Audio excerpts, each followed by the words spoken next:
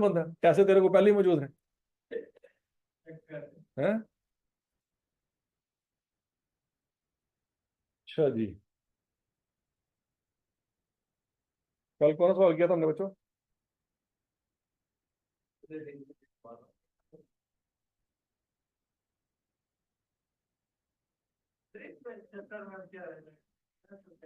है ना? हाँ हाँ।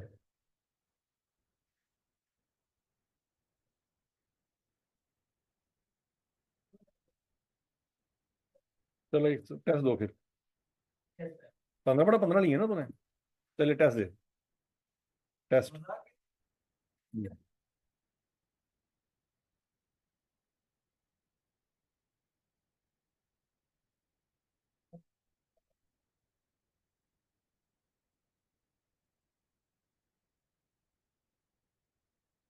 चलो नन्ना मुन्ना सवाल है, एंट्रियां पास करनी है बस। ये कर लो, अगला टॉपिक शुरू कर देते हैं।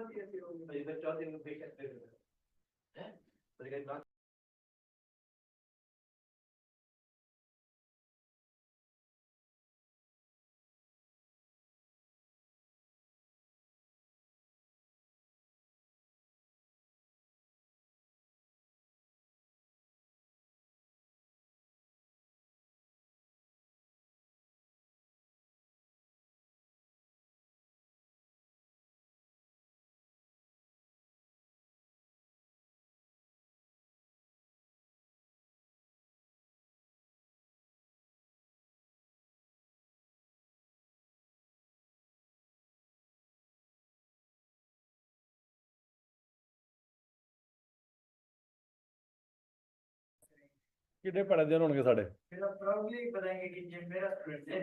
ਅਸੀਂ ਤੈਨੂੰ ਬੁਲਾਵਾਂਗੇ, मतलब ਕੀ मर गए ना सारे?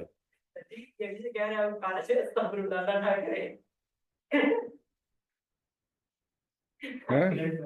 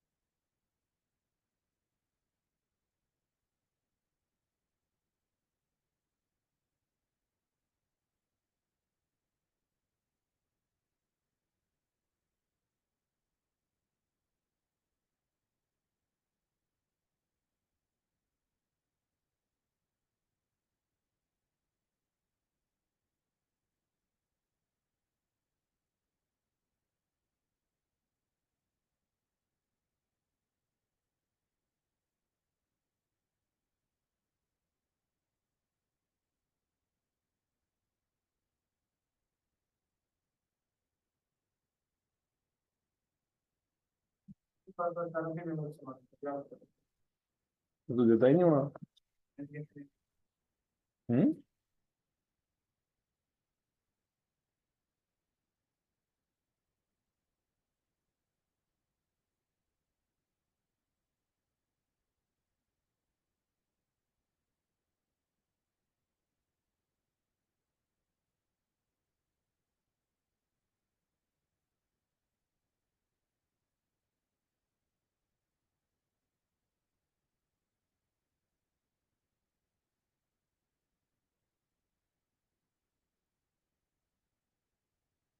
स्पीड मार भाई, स्पीड मार।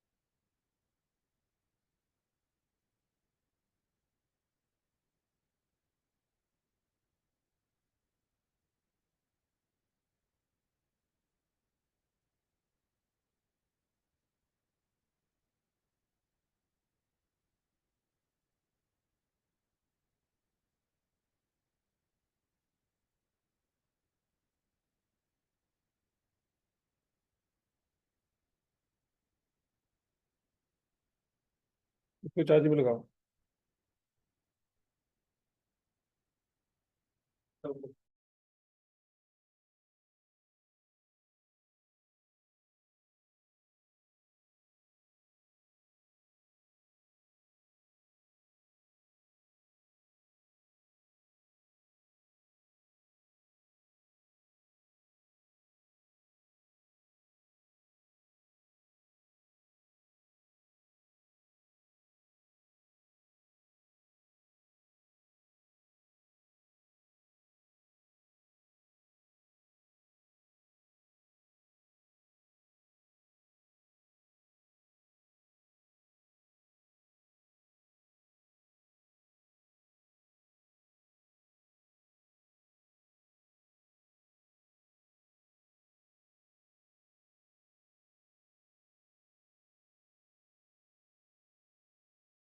हो गया जी।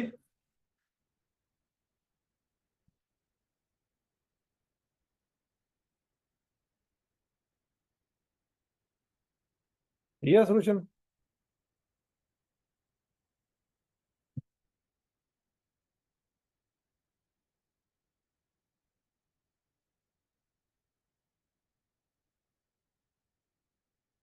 यही है।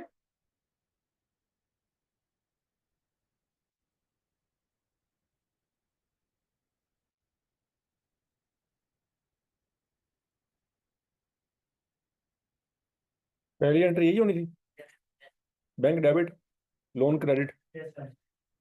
दूसरी entry interest expense debit, loan credit. फिर लोन डेबिट, बैंक क्रेडिट। फिर exchange loss debit, loan credit.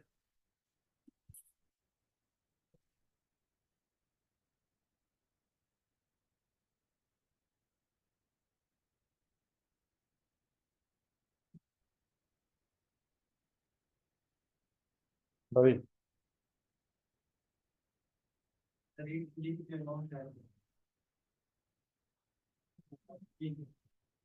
एक साथ मैंने रनिंग किया दो है मैंने 40,000 के लिए तो एक मीटिंग किया इस तरीके से सर वो जो इंटरेस्ट के अमाउंट थे उस पे 40,000 एक्सचेंज लॉस हो ठीक है उसकी एंट्री मैंने इस तरह के लोन डेबिट किया 12,040 से 12,40,000 एक्सचेंज लॉस 40,000 से डेबिट और बैंक के 12,080 इंटरेस्ट वाली अमाउंट मतलब इनके साथ मैंने एक्सचेंज लॉस किया और उसके बाद ट्रांसलेशन चलो, टोटल लॉस कितना आना चाहिए चेक कर लो। बस ठीक है। फिर अगले साल।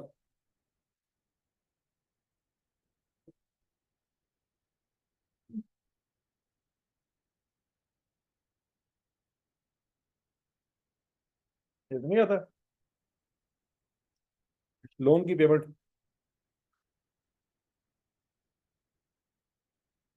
हम्म। क्या गड़बड़ हुई है?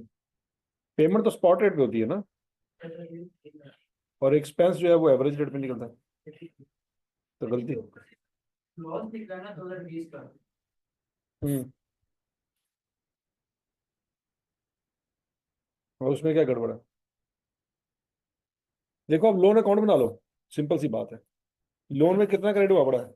150 मजीद 12.04 ऐसी है। फिर लोन में कमी आई 12.08 से, ऐसी है ना। 150 फिर 12.04 जमा, फिर 12.08 से माइनस। तो वो इंटरेस्ट अमाउंट ऐड किया उसमें एयरटेल डीजल की वजह से जो इंटरेस्ट है उसी में से माइनस करना है। नहीं वो तो जमा होगा ना, पेमेंट माइनस होगी, इंटरेस्ट की वजह से लोन बढ़ता है।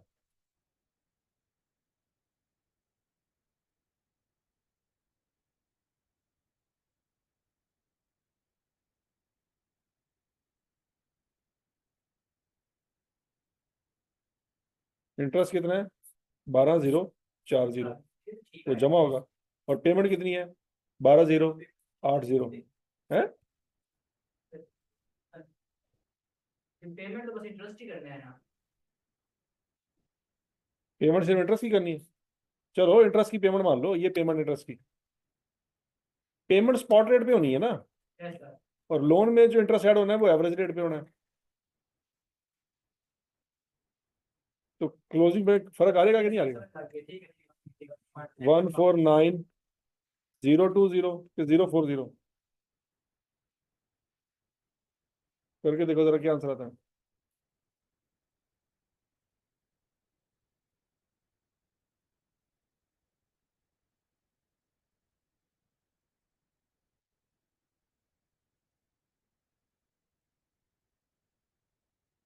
9960 149960। 960 ये आपका ओल्ड कैरिडन आता है। अब रिवाइज कैरिडन निकालेंगे, वो कैसे निकालेंगे? आपके लोन की वैल्यू कितनी है? 1 मिलियन, $1 मिलियन इंटू 151 कितना आ गया? 151 दे रहा है। डिफरेंस ले लो।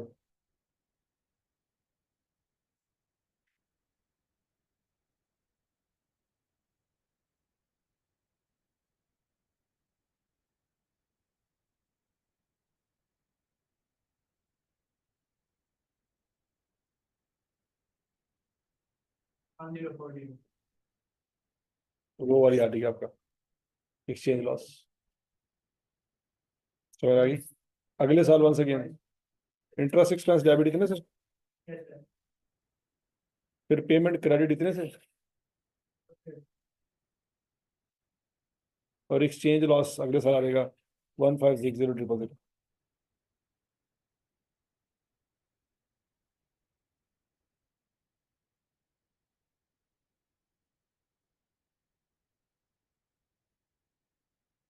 क्या कर लें?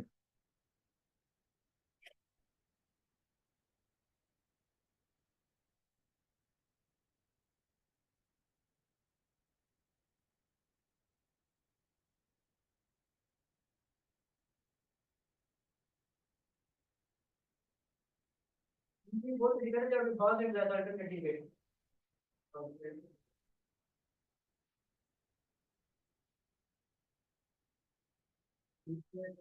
बाद में पहली एंट्री दूसरी एंट्री लोन की जैसे हम पेमेंट कर रहे होंगे वो कौन सी बात है बाद में क्रिएट कर ही वाला ज्यादा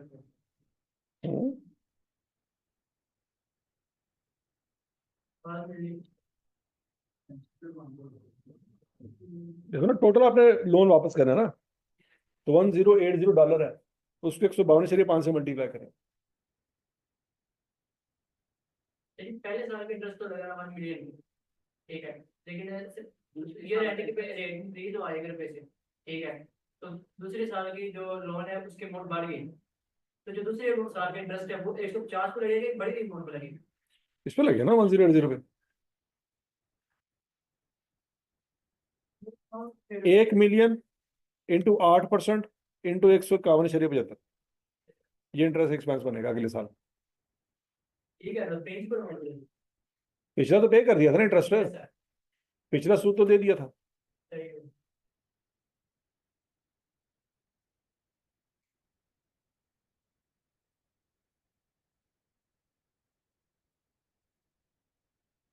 और जब लोन की वापसी करेंगे 1 मिलियन भी वापस होगा और 80,000 का जो सूद इस साल का बना वो भी वापस होगा।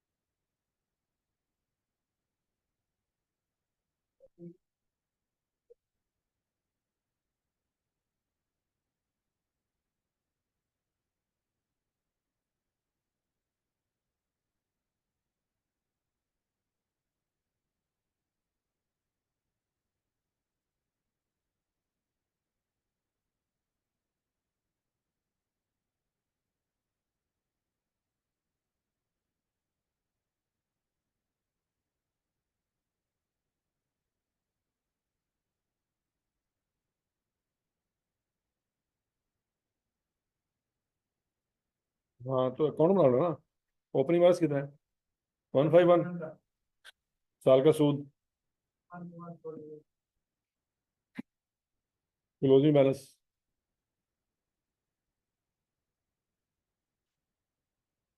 पेमेंट, ठीक है ना? मेरी बात सुनिए, ओपनिंग बैलेंस कितना है? सूद कितना ऐड हुआ? पेमेंट कितनी है?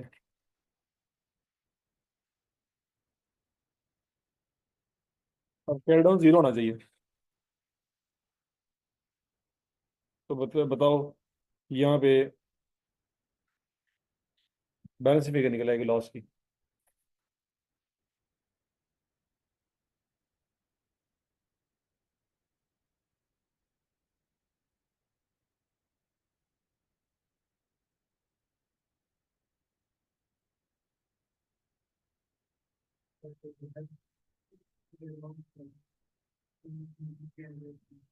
अब इंटरेस्ट के अमाउंट ले लें फॉर एग्जांपल के 1 मिलियन पे 8%। तो लॉस दो निकल आएंगे, दोनों लॉस को इकट्ठा करो, 15-60 आना चाहिए। तो ये जो हम पेमेंट कर रहे हैं स्पॉट पे करेंगे या पेमेंट हमेशा स्पॉट पे होती है। पेमेंट? ठीक है, स्पॉट पे 1 हाँ हाँ फिर सर ये दोनों के अमाउंट बराबर आनी चाहिए। इस तरह के करते हैं तो अमाउंट बराबर नहीं आती। मतलब कि 8% इस पे 1 मिलियन रुपए लगा के 152.5 इसकी अमाउंट बनती है 12160। तो और यार एवरेज पे करना है ना इंटरेस्ट है पहले एवरेज 151.75 पे। 10 की जो पेमेंट करेंगे वो एवरेज पे करेंगे किस स्पॉट पे? नहीं, पेमेंट पेमेंट तो स्पॉट पे ही होगी। पेमेंट देखो मेरी बात सुनो, ये 1.08 मिलियन है, इसमें लोन भी है इंटरेस्ट भी है, जैसे 1 और ये मिलियन दोनों 152 पे जा रहे हैं। आप पेमेंट निकालोगे, दोनों पेमेंटों का टोटल करो तो ये बननी चाहिए। जैसे बनी चाहिए लेकिन तो तेरा कैलकुलेशन का मसला था। हाँ ना 1 मिलियन को 8 पे 8% लगाए ना 30 का 152 करें हाँ, ठीक है। कितना आता है? तो ये अमाउंट आती है 12160 है। क्या जी? सर 1 मिलियन हो गया ठीक है। हाँ ठीक है, इस पे 8% लगाया। हाँ उसी तरह बन गया ठीक है। मम्मी का नंबर 1 लगा, अब भी लगा। लख लानत तेरे कैलकुलेशन। अभी भी तो 160 कैसे है? हाँ हाँ हाँ हाँ हाँ, पता नहीं कैसे आया है। ਇਹ ਹਰਕਤਾਂ ਕੁੜੀਆਂ ਦੀਆਂ ਹੁੰਦੀਆਂ ਨੇ, ਮੁੰਡਿਆਂ ਦੀਆਂ ਨਹੀਂ ਹੁੰਦੀਆਂ। सर यकीन करें ਉਹਨਾਂ ਨੇ ਆਪਣੀ ਗਲਤੀ ਦੂਜਿਆਂ ਤੇ ਪਾਣੀ ਹੁੰਦੀ ਹੈ, ਤੂੰ ਹੀ ਇਹੋ ਜਿਹੀ ਹਰਕਤਾਂ ਕਰਨ ਦੇ। सर अब खुद बताइए क्योंकि मैंने कैलकुलेशन करके यहाँ पे 160 में लिखा होगा। ਮੈਨੂੰ ਕੀ ਪਤਾ? आया होगा तो लिखा होगा ना। ਵਾਹ ਵਾਹ, ਮੈਂ ਇਹਦੀ ਵੀ ਜਸਟੀਫਿਕੇਸ਼ਨ ਮੈਂ ਦੇਣੀ ਹੈ। ਮੈਂ ਹੀ ਕਸੂਰਵਾਰ ਹਾਂ। ਮੈਨੂੰ ਤੇਰੇ ਨਾਲ ਬਹਿਣਾ ਚਾਹੀਦਾ। मैंने क्यों लिखा होगा? आया होगा तो लिखा होगा। तो ये भी तो हो सकता है कि तू अंधा हो तो लिखा हो। ओके दिमाग में ये भी तो चल रहा है ना कि इतने देने हैं लोगों को, वो दिमाग में चल रहे हो, कैलकुलेटर पे वो नजर आ रहे हो जो लोगों के देने हैं, तो लिखेंगे।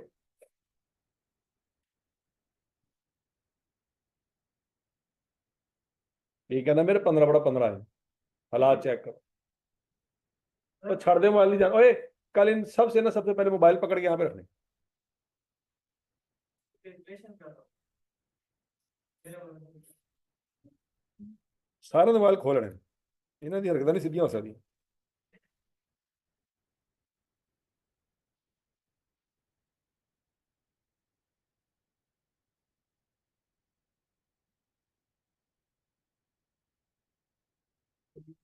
लो जी, नया टॉपिक है जी।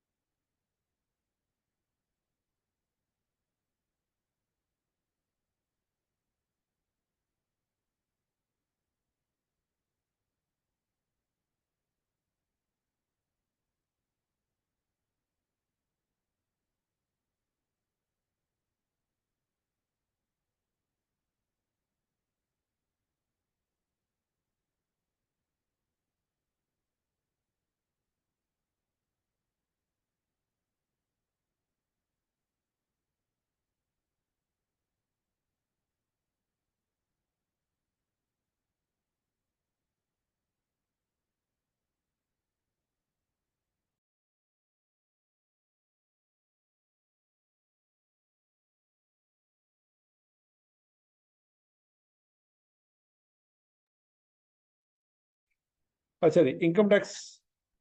बच्चों इनकम टैक्स याद रखेगा, इसको पढ़ने के दो तरीके हैं या दो एंगल है। एक वो जो आप टैक्स के सब्जेक्ट में पढ़ते हैं इमरान शिदा साहब से, वो इनकम टैक्स को पढ़ने का वो तरीका है जो टैक्स कमिश्नर समझता है। क्या समझता है? टैक्स कमिश्नर ने किसी भी बंदे की टैक्स लाइबिलिटी निकालनी है तो वो इनकम टैक्स ऑर्डिनेंस को देखेगा कि उसमें क्या क्या रूल्स है, रेगुलेशन। हम यहाँ पे जो इनकम टैक्स पढ़ रहे हैं ये वो वाला टैक्स नहीं है जो टैक्स कमिश्नर समझ रहा है, ये बात याद रखनी है। हम यहाँ पे जो इनकम टैक्स पढ़ने जा रहे हैं ये वो टैक्स है जो चार्टर्ड अकाउंटेंट समझता है। दोनों के एंगल में, दोनों के पॉइंट ऑफ व्यू में क्या है, फर्क है। नहीं बात समझेगी। चार्टर्ड अकाउंटेंट ने आईएफआरएस को सामने रखना है, इनकम टैक्स कमिश्नर आईएफआरएस को नहीं जानता, वो किसको जानता है, इनकम टैक्स ऑर्डिनेंस को जानता है। तो क्या ये जरूरी है कि आईएफआरएस इनकम टैक्स ऑर्डिनेंस को माने? तो बोलो तो सही। नहीं, ना ही आई इनकम टैक्स ऑर्डिनेंस आईएफआरएस को मानती है। कुछ चीजें इत्तफाकिया तौर पे आपस में इनकी क्या हो जाएंगी, मैच कर जाएंगी, लेकिन कुछ चीजें मैच नहीं करेंगी। ठीक है, तो आपने दोनों समझनी है। क्यों? आपका कोई पता नहीं कल को आप टैक्स डिपार्टमेंट में जाएं या फाइनेंस में जाएं। अगर आप टैक्स में गए तो क्या याद रखना पड़ेगा, ऑर्डिनेंस। और अगर आप फाइनेंस में गए तो आईएफआरएस। से आपका समझ आ रहा है? तो चूंकि आपको अभी खुद नहीं पता आपने किस डिपार्टमेंट में जाना है, कल को किस फील्ड में जाके आपने काम करना है, तो आपको फिर दोनों समझने पड़ने। इनकम टैक्स ऑर्डिनेंस पढ़ लिया, अब है बारी आईएफआरएस की। आईएफआरएस में इनकम टैक्स का एक डिफरेंट एंगल है। आईएफआरएस के मुताबिक बच्चों याद रखो टैक्स के तीन हिस्से हैं। कौन कौन से? Current tax. और ये जो करंट टैक्स है ना, ये बेसिकली इनकम टैक्स ऑर्डिनेंस के मुताबिक कि टैक्स कमिश्नर जो टैक्स कैलकुलेट करता है ना, वो अकाउंटिंग की नजर में करंट टैक्स उसको कहते हैं। समझ लगी? अच्छा, डेफर्ड टैक्स वो टैक्स है जो आईएफआरएस और टैक्स इनकम टैक्स ऑर्डिनेंस में फर्क है। आईएफआरएस का टैक्स कुछ और है, इनकम टैक्स का टैक्स कुछ और है। इन दोनों में जो फर्क आ रहा है ना उसको क्या कहेंगे, डेफर्ड टैक्स। और प्रायर पीरियड टैक्स वो टैक्स होता है जो पुराने सालों में अगर इनकम टैक्स वालों ने कोई आपकी रिटर्न दोबारा ओपन कर ली है और उसमें क्या पाया ना, इन्हें पैसे नहीं सी बांधे, इन्हें बांधे से, तो बाकी का डिफरेंस अगर आपको पे करना पड़ेगा तो उसको हम क्या कहेंगे, प्रायर पीरियड टैक्स। तो बच्चों आपने जो इनकम टैक्स पढ़ना है उसमें टोटल तीन टॉपिक है। कौन कौन से? करंट टैक्स, डेफर्ड टैक्स और prior period tax. Current tax आप ऑलरेडी पढ़ चुके हैं। कहाँ? Income tax. करंट टैक्स उसी तरीके से कैलकुलेट होगा जैसे आपने इनकम टैक्स में पढ़ा हुआ है। करंट टैक्स वो पैसे जो टैक्स वालों ने काटने हैं आईएफआरएस को फॉलो करके नहीं, इनकम टैक्स ऑर्डिनेंस को फॉलो करके वो पैसे जो आपसे काटेंगे एक्चुअल में, उसको क्या कहते हैं यहाँ पे, करंट टैक्स। समझ लगी बच्चों? अब जरा देखो क्या लिखा हुआ है। Current tax, the amount of tax on taxable profit for the period. कौन से प्रॉफिट? तो टैक्सेबल प्रॉफिट का मतलब क्या होता है, वो प्रॉफिट जिस पे टैक्स लगेगा। तो ये टैक्स हमने लगाना है या उन्होंने लगाना है? और बोलो तो सही, उन्होंने। तो वो फिर रूल भी वो फॉलो करेंगे। किताब ही वो खोल के देखेंगे भाईजान केड़ा केड़ा रूल लगता है, क्योंकि हम तो कहेंगे साढ़े तो कोई टैक्स नहीं है, हम तो ये कहेंगे भाईजान लुटे गए, डूब गए, मर गए, बर्बाद हो गए, ठीक हो गया, हमारा तो लॉस आया। वो कहेंगे नहीं भाईजान थोड़ा लॉस नहीं आया, थोड़ा है प्रॉफिट, सानू पता नहीं लगा, असं तो प्रॉफिट करके देंगे। समझ आई बात? तो उन्होंने क्या फॉलो करना है, उन्होंने फॉलो करना है इनकम टैक्स ऑर्डिनेंस, उसकी बेस पे वो निकालेंगे टैक्सेबल प्रॉफिट, उसके ऊपर रेट लगाएंगे तो क्या निकल आएगा बच्चों, करंट टैक्स निकल आएगा। हम टैक्सेबल प्रॉफिट नहीं निकालते होते अपनी फाइनेंशियल स्टेटमेंट में, हम कौन सा प्रॉफिट निकालते होते हैं, अकाउंटिंग के लिहाज से जो प्रॉफिट निकलता है वो लिखते होते हैं, जिसको हम प्रॉफिट बिफोर टैक्स कहते हैं, ठीक है जी। Profit which is calculated on the basis of requirement of IFRS, उसको कहते हैं प्रॉफिट बिफोर टैक्स। यहाँ पे उसका नाम क्या रखा हुआ है, अकाउंटिंग प्रॉफिट। दोनों में फर्क समझ आ गया? अब बोलो तो सही, टैक्सेबल प्रॉफिट और अकाउंटिंग प्रॉफिट कभी सेम नहीं होगा, सिर्फ एक सूरत में सेम हो सकते हैं, आइडियल सर्कमस्टांस में, जब इनकम टैक्स ऑर्डिनेंस वही कहे जो अकाउंटिंग स्टैंडर्ड कहते हैं, तो ऐसा कभी भी नहीं होता। नहीं समझ आ रही? अच्छा जी, profit before tax calculated in income statement is known as accounting profit for the purpose of IAS 12। वो कहता है वो प्रॉफिट बिफोर टैक्स जब इनकम स्टेटमेंट निकाला करते हैं ना, वही यहाँ पे अकाउंटिंग प्रॉफिट। समझ लगी बात? Taxable profit, the profit which is calculated on the basis of requirement of income tax ordinance is called taxable profit. उस पर अगर रेट लगेगा तो क्या आंसर आ जाएगा, current tax. It means to calculate the current tax company needs to convert the accounting profit into taxable profit. Basically यहाँ पे लिखा हुआ कंपनी, असल में ये काम कौन करता है, कमिश्नर। समझ आ रही बात की? और बोलो तो सही, ये काम कंपनी नहीं करती, कौन करता है, कमिश्नर। स्यापा ये है कि कमिश्नर ये काम करता है 2 साल बाद जाके, कब करता है, 2 साल बाद जाके। हमने अपने अकाउंट्स क्लोज करने हैं, तो उसका काम फिर हमें भी करना पड़ता है। नहीं समझ आ रही? कमिश्नर ने हमारे इनकम टैक्स में कीड़े निकालने 2 साल बाद, क्योंकि वो अपने क्या कहते हैं हिसाब से चलते हैं। वो कहते हैं नहीं भाईजान कम बहुत यार, किस साल से हाथ नहीं लाना, अगले साल देखेंगे, ठीक है जी। तो लोगों को पिछले सालों के, उससे पिछले सालों के टैक्स के नोटिस आए होते हैं कि आपकी फलां रिटर्न में ये मसला है, आपके जनाब ऑडिट होगा, ठीक है जी। तो 2 साल पुराना अकाउंट्स खोले होते हैं, वो याद है ना, 6 साल पुराने अकाउंट्स खोल सकते हैं वो, इसलिए 10 साल तक खोल सकते हैं, पहले तो 6 साल तक थे। 5 साल तक भी है, और नोटिस के बगैर है, इस तरह की चीजें हैं, 10 साल तक हो सकते हैं। ठीक है जी, पहले 6 साल था, हमारे जमाने में तो 6 साल था, अब 5 साल हो गया। 5 साल क्या है, नहीं नहीं नहीं नहीं, टैक्स की अलग से बात है। यानी वो 10 साल तक शायद कर सकता है पुराने खाते हैं, उसके लिए कोई नोटिस का इशू होता है इस तरह का। ठीक है जी, बराबर, ठीक है जी। अब इनकम टैक्स कमिश्नर ने आपकी रिटर्न चेक करनी है 2 साल बाद जाकर। मसला यह है कि हमने अपने अकाउंट्स क्लोज करके साल प्रेजेंट करने, तो फिर हमें इनकम टैक्स कमिश्नर का भी काम करना पड़ेगा। क्या मतलब है, हमें करंट टैक्स की वर्किंग भी खुद करनी पड़ेगी जो उसको करनी चाहिए। समझ लगी बात? अब हम करेंगे क्या, हम बच्चों अकाउंटिंग प्रॉफिट पकड़ेंगे जो IFRS के मुताबिक निकाला है, उसमें वो खर्चे ऐड कर देंगे जो IFRS के मुताबिक तो थे, इनकम टैक्स नहीं मानता। फॉर एग्जाम्पल डेप्रिसिएशन, डेप्रिसिएशन में निकाली IAS 16 के मुताबिक, इनकम टैक्स ऑर्डिनेंस कहता है भाईजान रेट नहीं लगना। हमने कहा चलो जी आप अपना रेट बता दो, उन्होंने अपना रेट लगा के हमें कैलकुलेट करके दिया, तो डेप्रिसिएशन कितनी आ रही है, 4 लाख, तो वो माइनस करेंगे। पॉइंट समझ लग गया? वो खर्चे जो IFRS के मुताबिक रिकॉर्ड हुए पड़े थे, टैक्स वाले नहीं मानते, वो क्या करेंगे, ऐड। और वो खर्चे जो इनकम टैक्स के मुताबिक होने चाहिए थे, वो माइनस कर देंगे। तो बच्चों कौन सा प्रॉफिट निकल आएगा, इसमें और इसमें फर्क समझ आ गया? अच्छा, अब टैक्स वालों ने जो प्रॉफिट निकाला है उस पर लगाएंगे 30% रेट, तो करंट टैक्स निकल आएगा। करंट टैक्स की वर्किंग समझ आ गई? आसान है मुश्किल है? और बोलो तो सही, इनकम टैक्स में आपने यही पढ़ा हुआ है? नहीं याद आ? इनकम टैक्स ने में जब आप इनकम फ्रॉम बिजनेस पढ़ते थे, तो बिजनेस का जो आपको दिया जाता था प्रॉफिट दिया जाता था। बोल गए हो कि याद कराना पड़ना है?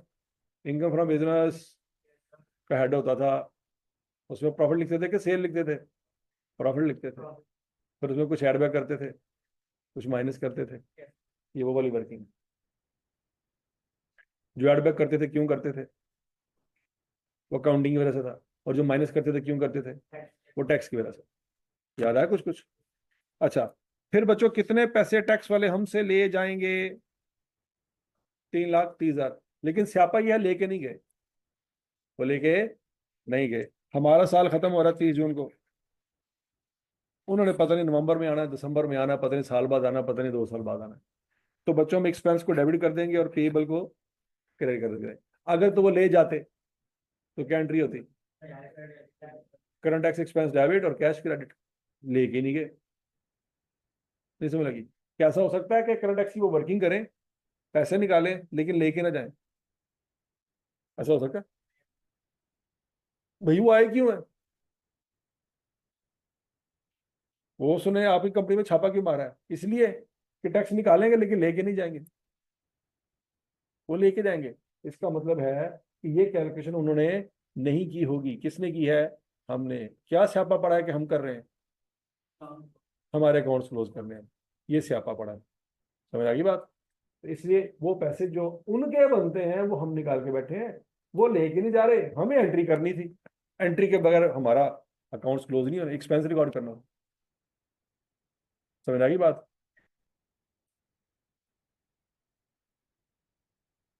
अब हमने देखना है कि आईएफआरएस और इनकम टैक्स रिटर्न में क्या सिमिलरिटी और क्या क्या डिफरेंसेस है।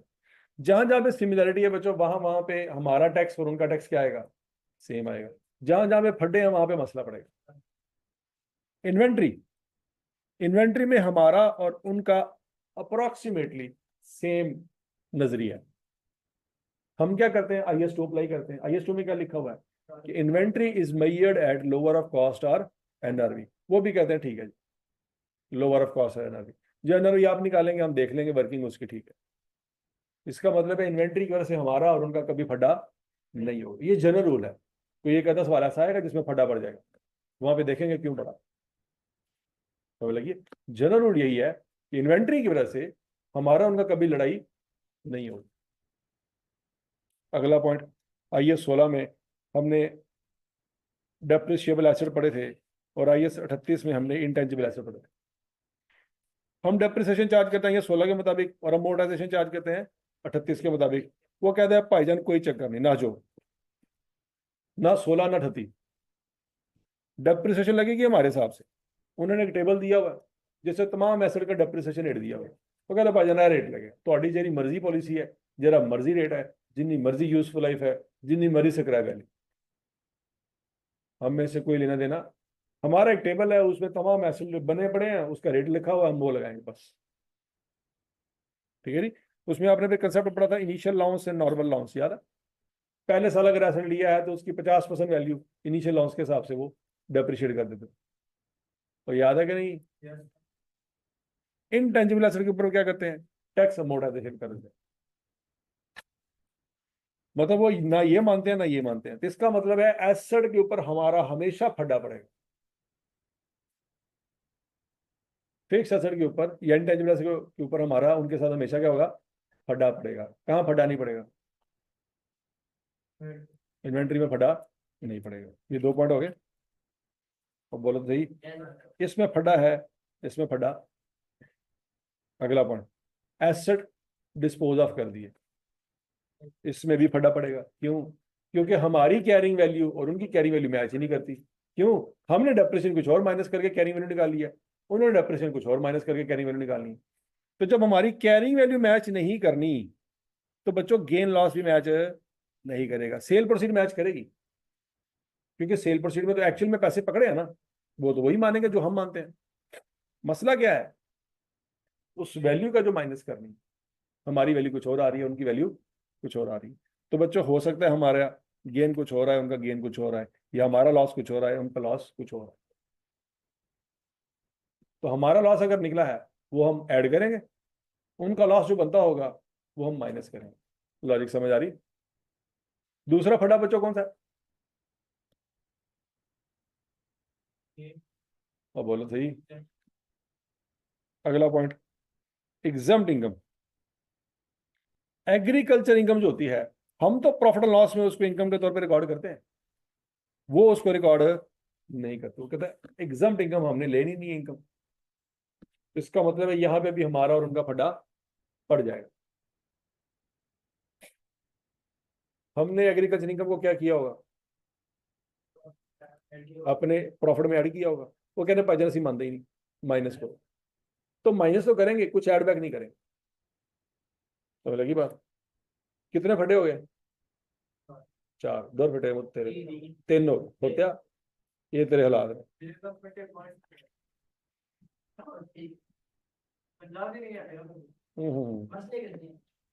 Inadmissible expenses. इनएडमिसिबल एक्सपेंसेस क्या है, गवर्नमेंट ने कुछ जुर्माना लगा दिया, बात में लगी कि नहीं लगी। गवर्नमेंट कहती है भाईजान आपकी छत पे पानी खड़ा था, उसकी वजह से मच्छर फैल रहे हैं, डेंगी, तो डेंगी का जनाब आता हूँ लाख रुपए जुर्माना। अब हमने चूंकि बिजनेस पे केस हुआ है, तो हमने उसको बिजनेस एक्सपेंस समझ के क्या कर दिया, प्रॉफिट लॉस में से माइनस कर दिया। क्योंकि मालिक के घर पे छापा थोड़ी पड़ा है, छापा कहाँ पड़ा है, बिजनेस की छत पे। तो बिजनेस इनकम में से माइनस करेंगे। वो कहते हैं भाईजान ये बिजनेस में से माइनस नहीं होगी। क्यों, क्योंकि बिजनेस चलाने के लिए जरूरी नहीं था डेंगी। ये आपकी चवलों की वजह से डेंगी वाला मसला हुआ है। ये जो आपको जुर्माना पड़ा बिजनेस की वजह से नहीं है। किसकी वजह से है, ये मैनेजमेंट की नाहली की वजह से है। अगर वो पानी से ध्यान नाल चेक कर दी रहती तो ये केस आपके ऊपर ना होता। तो लगी है जी। हमने क्या किया, हमने ये समझा क्या, भाई बिजनेस की बिल्डिंग थी, उसके ऊपर पानी था, उसके ऊपर केस हो गया, जुर्माना पड़ गया। क्योंकि बिजनेस की बिल्डिंग है तो खर्चा भी कहां से माइनस होगा, बिजनेस में से। हमने इस तरह से माइनस कर दिया। वो कहता है भाईजान माइनस नहीं हो सकता। कितने फटे हो गए। अगला point, revenue from sale of goods. हम बच्चों इसको रिकॉर्ड करते हैं क्रूअल बेसिस पे। टैक्स वाले भी कहते हैं क्रूअल बेसिस पे रिकॉर्ड कर लो, कोई मसला। इसका मतलब ये हुआ बच्चों, रेवेन्यू के ऊपर कोई लड़ाई नहीं होगी हमारी और उनकी। अक्रूवल बेसिस, वो भी क्या मानते हैं, अक्रूवल बेसिस। क्या सैलरी वो अक्रूवल बेसिस पे मानते हैं, salary income, income from salary. दौर फिटे मुंह तोड़ा, पहला टॉपिक सी टैक्स विच।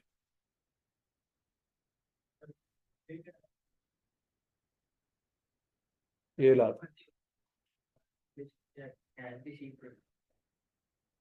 अच्छा ऑप्शन होता है। Routine business expenses, accrual basis, accrual basis. Routine business expenses के ऊपर भी कोई फटा। अब रूटीन बिजनेस एक्सपेंसेस कौन कौन से हैं बच्चों, सैलरीज, यूटिलिटीज, एंटरटेनमेंट, ट्रैवलिंग। ये 4 तरह के खर्चे ऐसे हैं जिसके ऊपर अकाउंटिंग और टैक्स में कोई फटा नहीं है। Provision for gratuity. ग्रेचुटी क्या होती है कि आपने रिटायरमेंट के बाद लोगों को पैसे देने होते हैं, रिटायरमेंट फंड। आप उसको रिकॉर्ड करते हैं किस बेसिस पे, टैक्स वाले कहते हैं भाईजान कोई चक्कर नहीं। कब रिकॉर्ड करेंगे इसको, जब किसी को ग्रेचुटी पे करेंगे देखेंगे। और अगर आपने पे कोई नहीं किया तो हम नहीं मानते। हम कहते हैं पे नहीं की, लेकिन एक्रूवल बेसिस पे बनती तो है ना, खर्चा तो बनता है हमारा। नहीं बात सुन लगी, ग्रेचुटी हर साल पे नहीं करनी, लेकिन अक्रू तो करनी है ना। हम अक्रू करके एक्सपेंस बनाई जा रहे हैं, बनाई जा रहे हैं, बनाई जा रहे हैं, प्रॉफिट में से माइनस किए जा रहे हैं। वो कहते हैं भाईजान कोई माइनस नहीं होना। हम कहेंगे क्यों माइनस नहीं होना, वो कहते पे की थी है। हम कहेंगे नहीं, तो कहते जो पे नहीं की थी तो माइनस क्यों कर रहे हैं। अच्छा, फिर जिस साल पे करेंगे तब क्या उस साल अकाउंटिंग में रिकॉर्ड करेंगे, नहीं, क्योंकि एक्सपेंस आप ऑलरेडी बुक कर चुके थे। ठीक हो गया। टैक्स वाले उस वक्त एक्सपेंस मानते हैं, वो कहते हैं उस साल प्रॉफिट में से माइनस करें, क्योंकि हम हमको यकीन आ गया है कि तुमने पे कर दिया। ठीक है। क्यों, असल स्यापा क्या, टैक्स वाले ऐसी हरकतें क्यों करते हैं। वो कहते हैं देखो यार, तो एक बंदे ने रिटायर होना 40 साल बाद जाकर, तो बिजनेस भावे 5 साल ना चले, बंदे तो रिटायर होने पहले तो भावे रिटायर हो जाओ। तो आपने 4 साल का एक्सपेंस बुक किया, पेमेंट तो आपने की कोई नहीं। हम अगर आपकी बातों में आके 4 साल का एक्सपेंस रिकॉर्ड कर लें, पेमेंट तो आपने की कोई नहीं, साढ़े किलो तो फायदा लगे। समझ आ रही है, तो टैक्स वाले सियाने हैं। ठीक है जी। Allowance for bad debts. हमने किस बेसिस पे रिकॉर्ड किया बच्चों कि फ्यूचर में इतना रिस्क है कि लोग भाग जाएंगे, एस्टीमेट अंदाजा लगाया। वो कहते भाईजान कोई चक्कर नहीं, जितने एक्चुअल में भागे वो दसो बस, ये फ्यूचर जो नसर वाले छड़ दो, फ्यूचर तुम भी नस जाना। तो लगी जी कितने फटे हो गए, कहने लगी मौत। बोरिंग कॉस्ट, बोरिंग कॉस्ट हम क्या करते होते हैं बच्चों, एसेट की कॉस्ट में ऐड करते होते हैं, याद है, और एसेट की कॉस्ट में ऐड करके बैलेंस शीट में ले जाते हैं, प्रॉफिट एंड लॉस में नहीं लेके जाते। वो कहता है भाईजान कोई चक्कर ही नहीं, अगर आपने कर्जा लिया था एसेट को बनाने के लिए, उसके ऊपर सूद पे कर रहे हैं, तो वो सीधा सीधा प्रॉफिट एंड लॉस में जाएगा, वो बैलेंस शीट में नहीं जाएगा। ये भी बड़ा पड़ गया। फिर उसके बाद डिविडेंड डिक्लेयर या पेड, हम डिविडेंड को क्या प्रॉफिट एंड लॉस में रिकॉर्ड करते हैं, हम डिविडेंड को प्रॉफिट एंड लॉस में रिकॉर्ड नहीं करते। कहाँ रिकॉर्ड करते हैं, आवाज नहीं आई, ओसी में लाख लानत तेरे को। क्या नाम वही क्या नाम है उसका, 15/15, क्या कहते हैं उसको, अच्छा क्या नाम है इसका, हाँ जी वहां पे रिकॉर्ड करते हैं। तो वो भी नहीं मानते, इसका मतलब है डिविडेंड के ऊपर भी कोई फटा नहीं है, हम भी उसको एक्सपेंस नहीं मानते, वो भी एक्सपेंस नहीं मानते। तो डिविडेंड डिक्लेयर किया या पे किया, एक्सपेंस ही नहीं है, हमारा उसका फटा नहीं आएगा। रीवैल्यूएशन सरप्लस, हम रीवैल्यूएशन सरप्लस को कहां पे रिकॉर्ड करते हैं बच्चों, एसेट में, और कितने रिकॉर्ड करते हैं, ओसीआई में। कहाँ रिकॉर्ड करते हैं, ओसीआई में। वो कहता है भाईजान रीवैल्यू सरप्लस ये क्या होता है, हमें तो पता ही नहीं ये क्या होता है। ठीक है जी, आजकल तो ऐसा है कि टैक्स कमिश्नर जो है वो चार्टर्ड अकाउंटेंट भी है, मतलब कुछ बच्चे ऐसे हैं जो सीए क्वालिफाई करते हैं और वहां पे अप्लाई कर देते हैं एससीसीपी में, एससीसीपी वाले उनको रख लेते हैं। ठीक हो गया, एफबीआर में भी चार्टर्ड अकाउंटेंट बैठे हुए हैं। तो उसको तो बंदा कह सकता है यार तू तो पढ़े हुआ है, तुमने तो ये फर्ज पढ़ा हुआ ना, तुम्हें तो पता रीवैल्यूएशन सरप्लस क्या होता है। तो क्या मैं पढ़ा होया सी, लेकिन आजकल मैं किसको फॉलो कर रहा हूँ, इनकम टैक्स ऑर्डिनेंस को, और कोई नहीं। समझ लगी है, तो उसमें नहीं है तो मेरे दिमाग में भी नहीं है, तो मैंने जिन्नी मर्जी एंट्रियां याद करा, मैनू नहीं याद आनी। तो लिहाजा बच्चों रीवैल्यूएशन सरप्लस को वो नहीं मानते। लेकिन मसला ये है बच्चों, रीवैल्यूएशन सरप्लस हमारा कौन सा प्रॉफिट लॉस में जाता है, हमारा कहाँ जाता है, ओसीआई में। तो प्रॉफिट में तो फर्क नहीं ना पड़ना दोनों सूरतों में, क्या पढ़ना है। तो रिटेनर पे टैक्स थोड़ी लगता है, टैक्स किस पे लगता है, डेप्रिसिएशन का पंगा है, रीवैल्यूएशन की वजह से डेप्रिसिएशन ज्यादा आ रही है।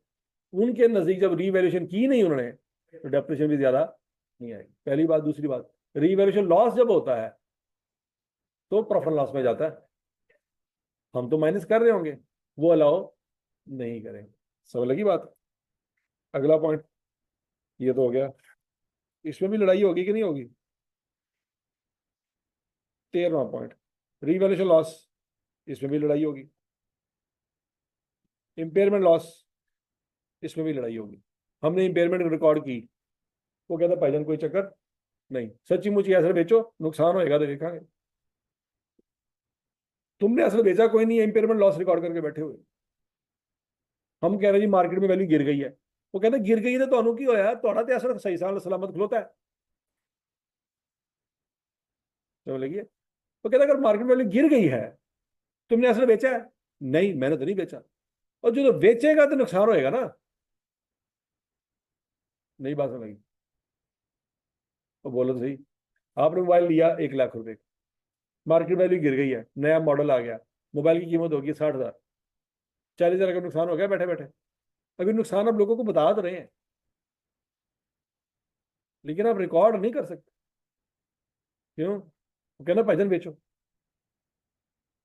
बेचो 60,000 रुपया लेके आओ, फिर कहांगे नुकसान होया। सही बात भी यही है, वेचा तो है कोई नहीं, खप तो पाइए पूरे पाकिस्तान के मैनू हार्ट अटैक हो गया, वो बात समझ लगी कि नहीं लगी? तुमने तो वो ले लिया, अब तुम्हें क्या लगे कि उसकी कीमत 60 होगी या 160 होगी? तुम्हें तो 1 लाख का पड़ा है ना, बात खत्म।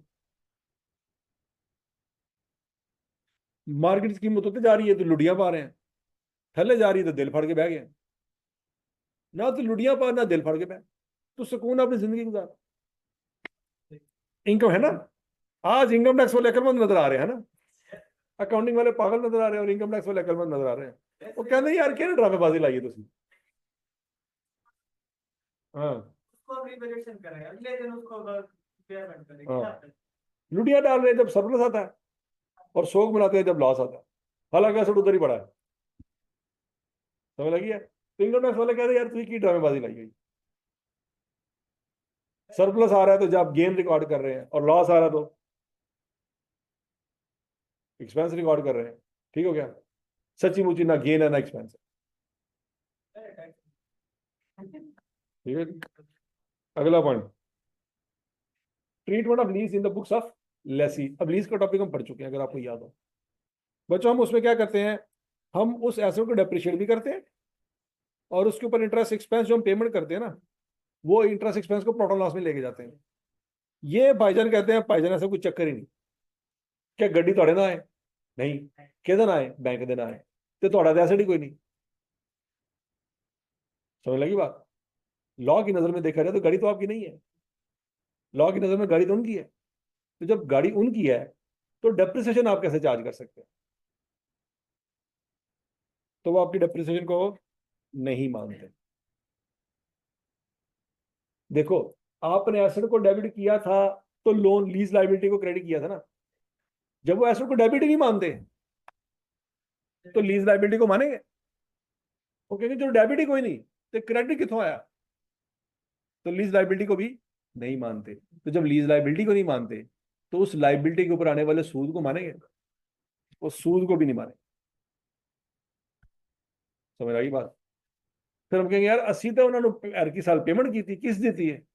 कहता अच्छा किस देती है? हाँ जी। सबूत है? हाँ जी सबूत है। दिखा जरा। अच्छा, एक्चुअल जो पेमेंट की थी हमने, अच्छा। वो कहते हैं रेंट है।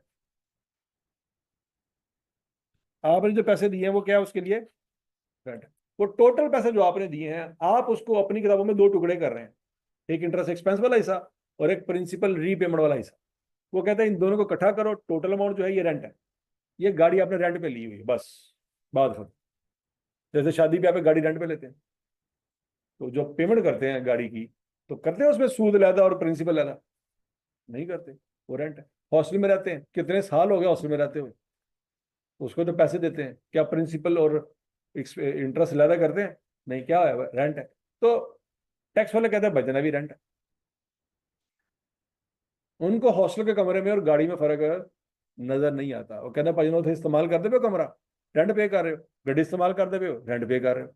क्या हॉस्टल का कमरा आपकी प्रॉपर्टी है? तो गाड़ी आपकी प्रॉपर्टी कहां से आ गई? हॉस्टल का कमरा, उसकी ऑनरशिप किसके नाम पे है? हॉस्टल के मालिक के। तो गाड़ी की ऑनरशिप किसके नाम पे है? बैंक के। आपके नाम पे तो कख भी नहीं।